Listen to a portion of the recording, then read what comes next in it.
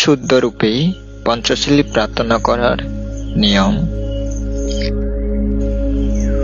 ওকাসা আহং বান্তে তিস্রা নেনা সাহা পাঞ্চশীলাং ধাম্মাং ইয়াসামি अनुगाहं कात्वा सिलां देता मे बान्ते द्वितीयम्पि ओकासा अहं बान्ते तिस्रनेन साह पंचशीलं धम्मं यासामि अनुगाहं कात्वा सिलां देता मे बान्ते तृतीयम्पि ओकासा अहं बान्ते तिस्रनेन साह पंचशीलं धम्मं यासामि अनुगाहं कात्वा सिलां देता मे बान्ते।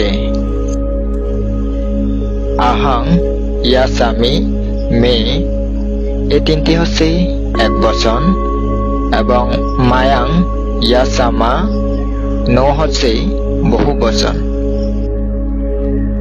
যেমন একজন বা এক বচন হলেই এভাবেই প্রার্থনা করতে হবে।